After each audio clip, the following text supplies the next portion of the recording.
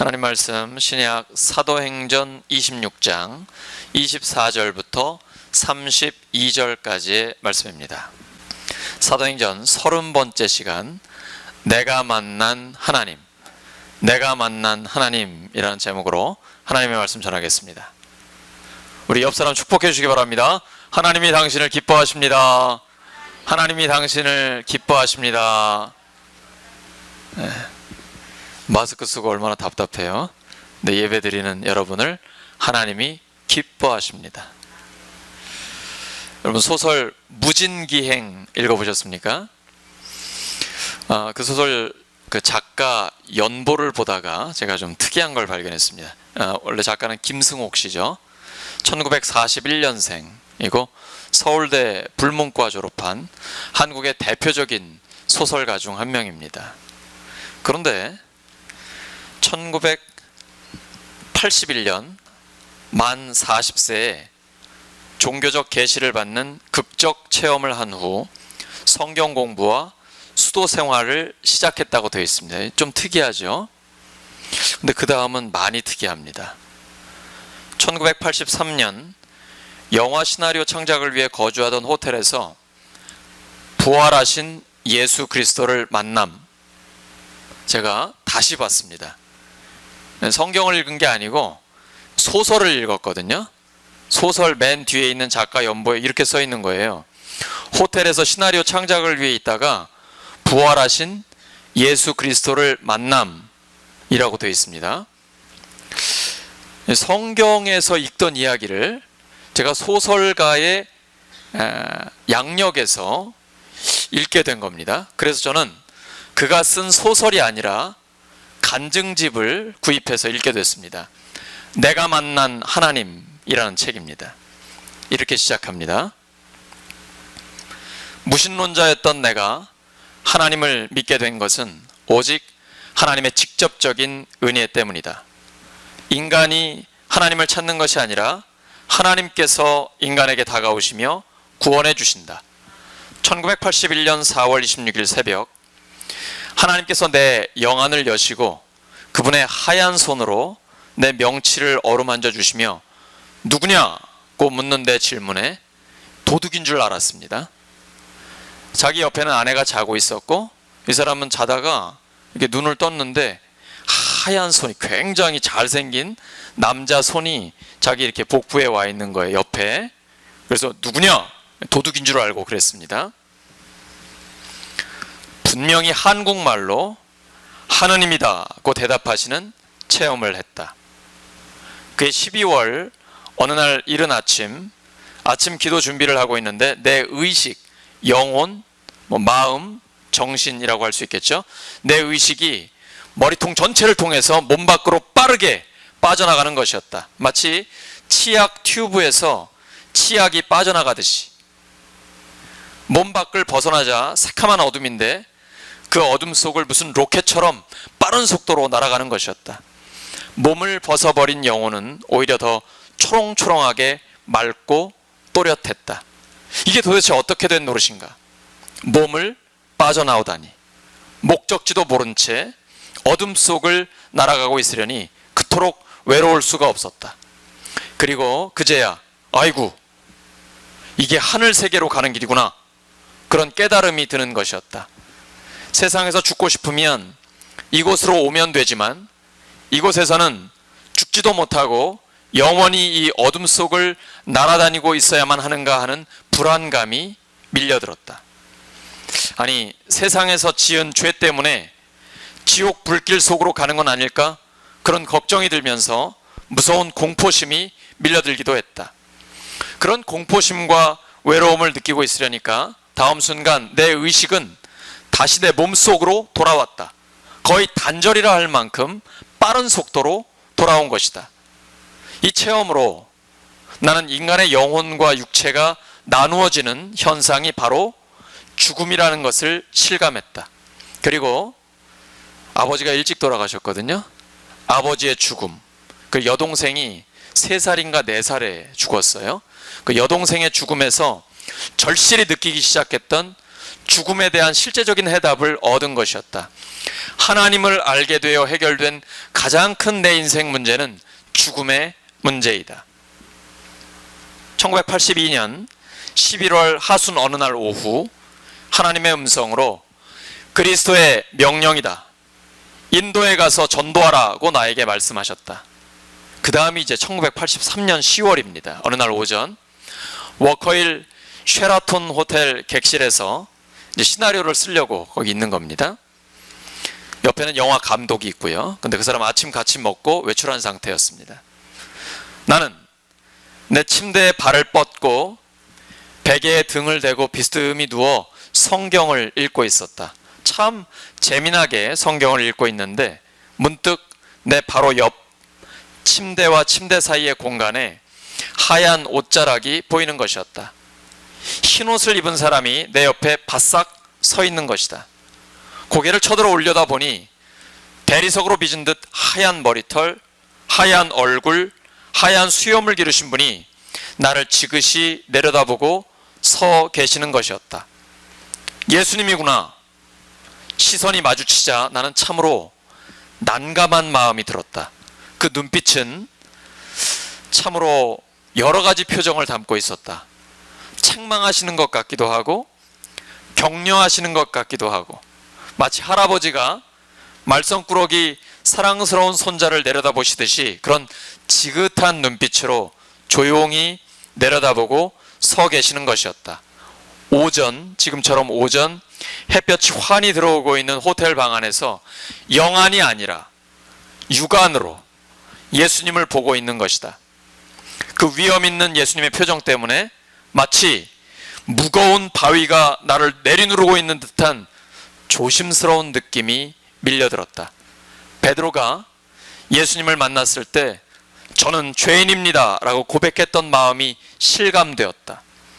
그 사랑과 위험, 그 순결함 앞에서 나는 숨어야 할 죄인일 뿐이었다. 나는 더 이상 그 얼굴을 보고 있기 황송해서 상반신을 세우고 반드시 바로 앉아 마치 선생님께 꾸중 듣는 아이처럼 고개를 숙이고 무슨 말씀이 계시겠지 기다리고 있었다. 그러나 아무 말씀도 없이 조용했다. 잠시 후에 슬그머니 돌아보니 사라지고 안 계셨다. 아, 부활하신 모습. 빛깔만 대리석처럼 하얀색일 뿐 보통 사람과 똑같은 모습. 1m 80cm 정도의 키에 병풍 속에 신선 같은 형태의 얼굴, 아주 부드러워 보이는 하얀 주름진 내리다지 옷, 보고 싶고 보고 싶었던 부활하신 예수님의 모습이었다. 바울이 다메섹 가던 길에 나타나신 예수님을 만난 체험을 얘기하니까 베스도 총독이 내 많은 학문이 너를 미치게 한다 하던 그런 성경 말씀이 없었더라면, 오늘 우리가 읽은 본문 24절이죠. 아마 나는 하나님 만난 체험을 나 혼자 간직하고 말았을 것이다. 바울이 미친놈 취급을 받으면서 간증하고 다녔다면 나도 미친놈 소리 좀 듣지 뭘, 이렇게 용기를 짜내어 여기저기에서 간증을 했다. 하나님의 음성이 실제로 들리지 않고 그 모습이 보이지 않더라도 하나님은 항상 우리를 보고 듣고 계신다. 예수님은 보지 못하고 믿는 자들은 복되다고 하셨다. 근데 나처럼 보고 믿은 자는 하나님이 안 보이면 의심이 들며 다시 죄에 빠지기 쉬운 것이다. 이제 중간에 유혹을 당하기도 하거든요. 하나님을 보지 않고도 살아계신 하나님을 믿게 된 사람들의 믿음이 더욱 올바르게 굳을 수 있다. 여기까지가 책의 내용이에요. 부활하신 예수님께서 하나님이 없다고 생각하는 김승옥 씨를 찾아오신 것입니다. 저 개인적으로는 제가 요한복음 20장, 21장을 읽을 때 하나님 저를 찾아오셨거든요. 근데 제가 뭐 육안으로 보거나 또는 직접적인 음성을 듣거나 하진 않았지만 부활하신 예수님을 믿어지게 하셨습니다. 근데 지금 김승옥 씨를 찾아온 건 굉장히 생생하지요. 부활하신 주님께서 바울을 찾아오신 것과 같습니다. 바울이 전하는 복음의 핵심은 부활하신 예수 그리스도입니다. 그것 때문에 지금 감옥에 갇히고 죽을 고비를 넘기며 재판을 받고 있습니다. 그는 지금 억울하게 잡혀 있습니다. 잘못한 일 없이 신앙 문제로 고소를 당해서 구속당해 있는 것입니다. 그러나 그는 슬프고 분해가지고 의분이 북받치지 않습니다. 전혀 위축되거나 주눅들거나 흔들리지 않습니다. 담대하게 복음을 선포하고 있습니다. 도대체 이런 힘이 어디에서 나올까요? 기독교 신앙의 힘은 진리와 사실에 있습니다. 어떤 감정에 호소하고 나의 개인적인 열정 이런 데 있는 게 아닙니다. 진리와 사실에 있습니다. 역사적 사실, 지금도 일어나고 있고 결국 완성될 하나님이 하시는 그 사실에 있는 것입니다. 예수님 십자가에서 예수님을 십자가에 못 박은 사람들을 보시면서 아버지 저들을 용서하여 주십시오라고 용서의 기도를 하셨습니다. 부활하신 예수님을 믿는다는 것은 마음에 칼을 품고 살았던 사람이 이제는 예수님을 품고 살게 되는 것입니다. 우리가 주일 오전 예배마다 함께 있는 말씀이 있죠. 빌립보서 2장 5절입니다. 너희 안에 이 마음을 품으라. 곧 그리스도 예수의 마음이니. 고린도후서 4장 7절입니다. 보배를 질그릇에 가지고 있는 겁니다. 보배로운 예수님을 질그릇 같은 내 마음에 모시고 있는 겁니다. 부활하신 예수님이 내 안에, 우리 안에 계십니다. 삼위일체 하나님이기 때문에 성령님이 내 안에 계시다는 것은 하나님의 영이 계신 것이고 곧 그리스도의 영, 부활하신 예수님이 내 안에 계신 겁니다. 그래서 예수님의 마음을 품고 살아가는 것이죠.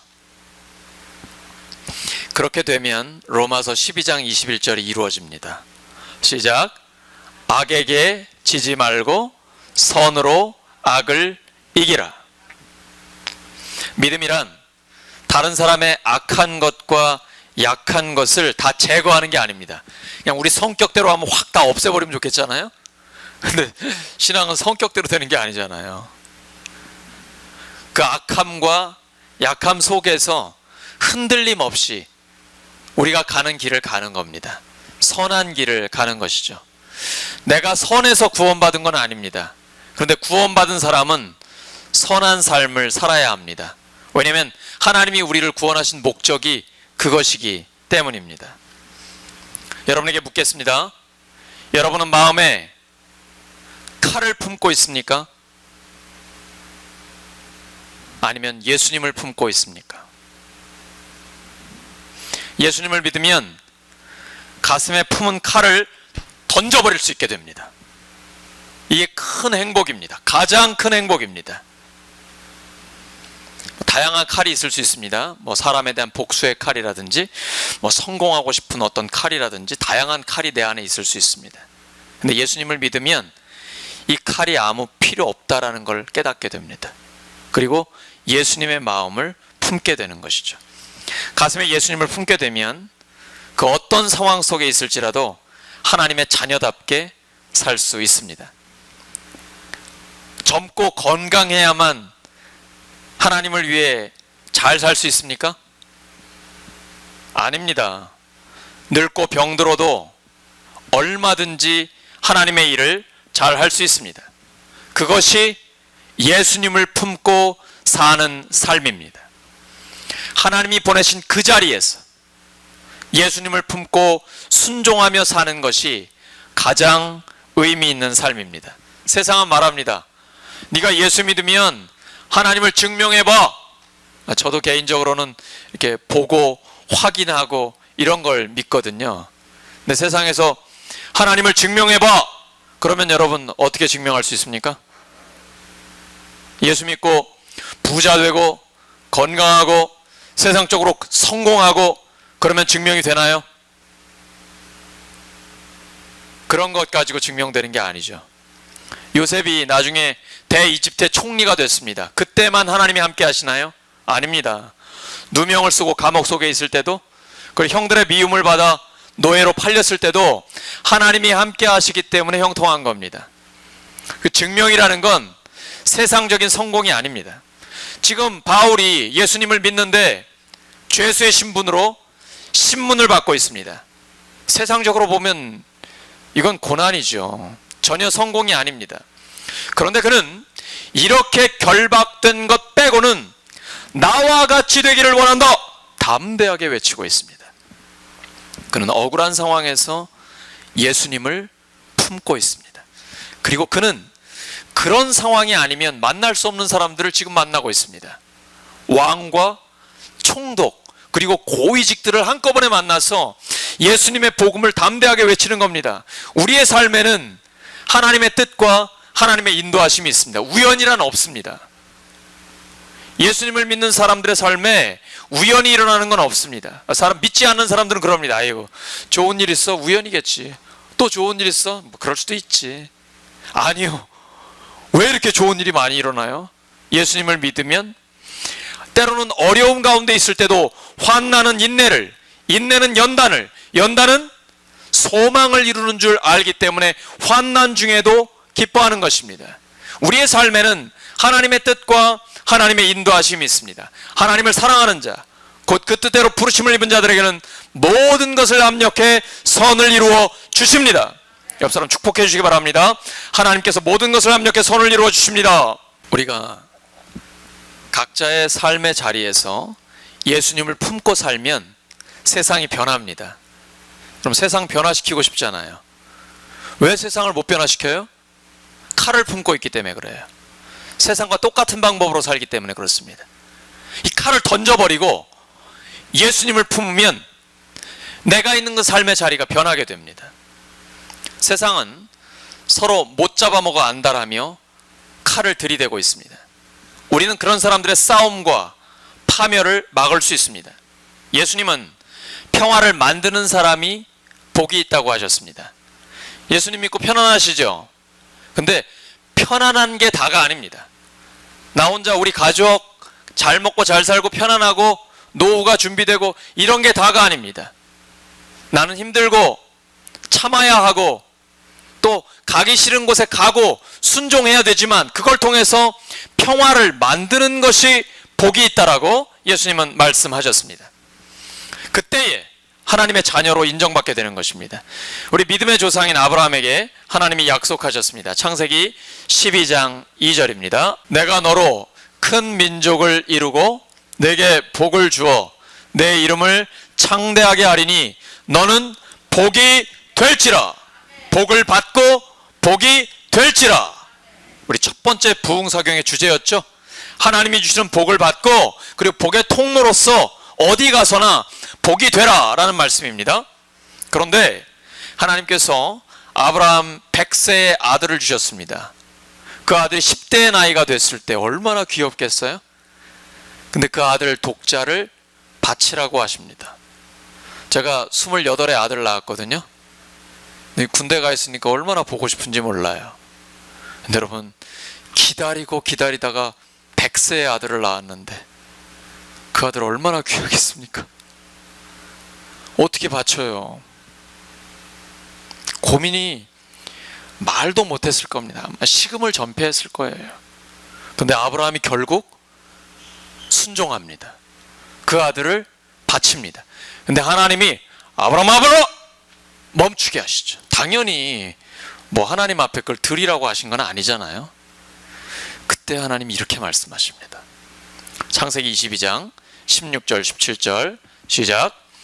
여호와께서 이르시기를 내가 나를 가리켜 맹세하노니 내가 이같이 행하여 내 아들 내 독자도 아끼지 아니하였은즉 내가 내게 큰 복을 주고 내 씨가 크게 번성하여 하늘의 별과 같고 바닷가의 모래와 같게 하리니 내 씨가 그 대적의 성문을 차지하리라. 엄청난 약속을 주셨습니다. 이때 하신 말씀, 내 아들 내 독자도 아끼지 아니하였은즉, 이거 이런 뜻입니다.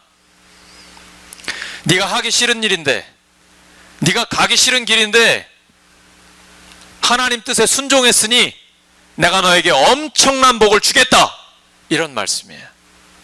순종하지 않으면 받을 수 없는 복이에요. 그래서 성경에서 가장 중요한 게 순종이에요. 알아서 순종하는 거 아니에요.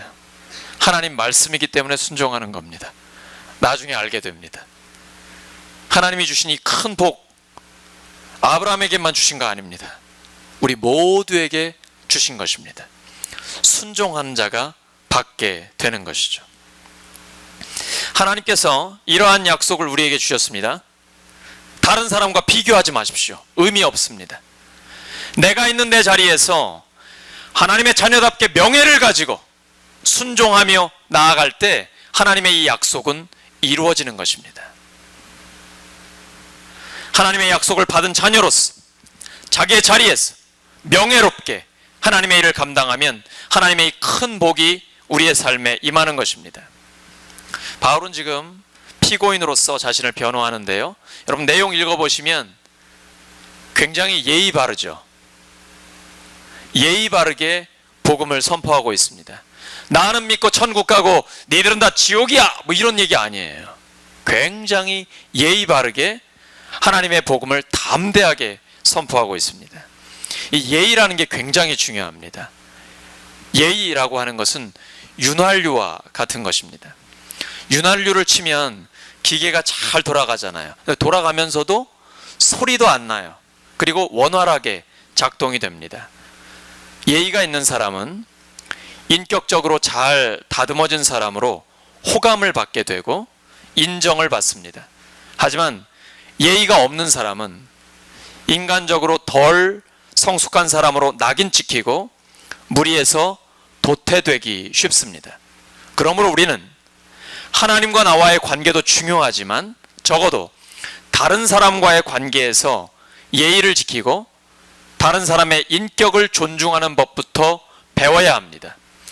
예수님을 믿는 사람은 첫째가 사람과의 관계에서 예의를 바르게 지키는 것입니다. 저와 여러분이 그러한 인격을 존중하는 하나님의 사람이 되기를 주님의 이름으로 축원합니다. 이것이 전도의 첫걸음입니다. 누구든지 예의 바르고 공손하게 다가와서 전하는 사람의 말을 듣고자 할 것입니다. 반면에 예의 없고 오만불손한 사람의 말은 들으려고도 하지 않습니다. 이뿐 아니라 그 사람과 마주치는 것조차 피하게 될 것입니다. 사람들이 나를 피하는 거 여러분 혹시 알고 계십니까? 그런 경우가 있습니다. 내가 그 사람을 인격적으로 존중하지 않기 때문입니다. 그런데 우리가 예수님의 마음을 품고 한 사람 한 사람을 차별 없이 존중하면 나를 만나는 게 즐거워지는 것이죠. 그래서 예수 믿는 사람 만나면 기분 좋아지는 이유가 거기에 있는 것입니다. 바울은 지금까지 예수님 믿는 자를 핍박했습니다. 거기에는 예의가 없었습니다. 오직 예수님을 미워하고 대적하는 일만 해왔습니다. 그런데 예수님은 아무 조건 없이 그를 용서해 주셨습니다. 그리고 하나님 나라의 가장 중요한 사명을 그에게 맡기셨습니다. 바울은 자신을 이렇게 믿어주고 사명을 주신 예수님을 죽을 때까지 배반할 수가 없었습니다. 사람은 그렇잖아요. 나를 믿어주는 사람, 그 사람을 위해서 최선을 다하잖아요. 근데 하나님이 나를 믿어주시니까 그냥 그 하나님을 위해서 죽을 때까지 최선을 다하는 겁니다. 바울에게 맡기신 사명은 영적으로 소경된 사람들의 눈을 뜨게 하는 것입니다. 어둠에서 빛으로 인도하는 것입니다. 사탄에게 묶여있던 자리에서 하나님의 백성으로 옮겨오는 것입니다. 이에 더해 성도들에게 영원한 복을 받게 하는 것입니다. 성도는 모두 어마어마한 하나님 나라의 복을 받은, 하나님 나라의 복을 상속받은 사람들입니다. 네, 여러분, 하나님 나라를 맛보는 걸로 지금 배는 안 찹니다. 근데 기대하십시오. 점점 더 하나님 나라를 깊이 경험하게 되실 겁니다. 이 정도 아닙니다. 어마어마한, 말로 표현할 수 없는 하나님 나라의 복입니다. 그래서 성경을 읽어보시면 하나님의 영광, 말할 수 없는 기쁨, 즐거움, 막 이런 용어가 나오는 이유가 성령의 감동을 받았기 때문에 그래요. 그러니까 지금 베스토 총독이 바울아, 너 공부 많이 하더니 미쳤구나 이러는 거예요. 우리도 하나님의 말씀을 듣고 성령의 충만함을 받으면 너무 기쁘잖아요. 너무 행복하잖아요. 그럼 믿지 않는 사람이 보면 꼭 미친 사람 같습니다. 아휴, 저렇게 교회 다니고 깊이 빠지더니 결국은 광신자가 돼버렸군, 이렇게 생각할 수 있는 거예요. 근데 그럴 수 있습니다. 근데 우리 정신은 말짱합니다. 오히려 맑고 또렷합니다. 여러분, 성령 충만함 받았는데 정신이 흐릿하고 좀 눈빛이 같다, 그거는 아닙니다. 성령 충만 아니에요. 성령은 모든 것을 가르치시고 모든 진리 가운데로 인도하시며 주님 말씀을 생각나게 하십니다. 매우 맑은 정신이에요. 그런데 하나님의 영이 임하기 때문에 표현할 수 없는 기쁨이 넘치는 거예요. 세상을 다 얻은 것 같은 행복이 내 안에 넘치는 거예요.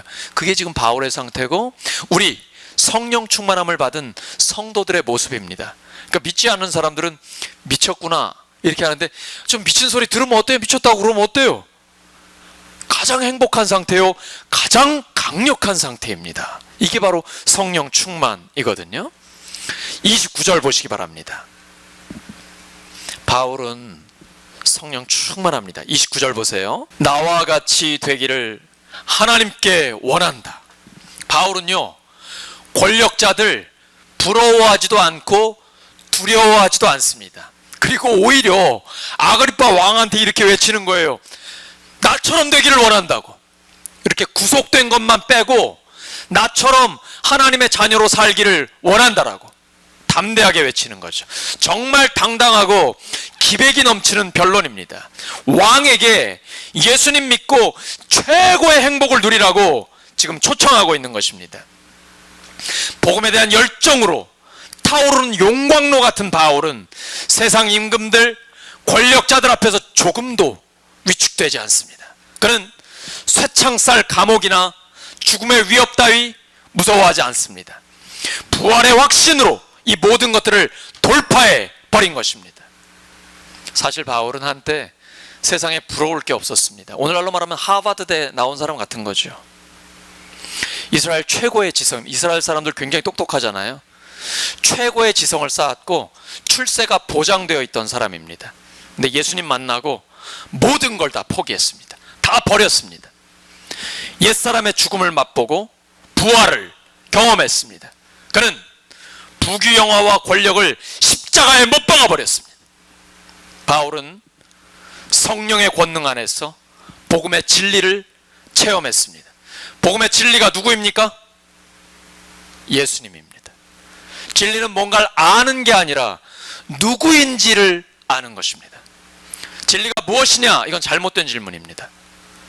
진리가 누구이냐라고 물어야 됩니다.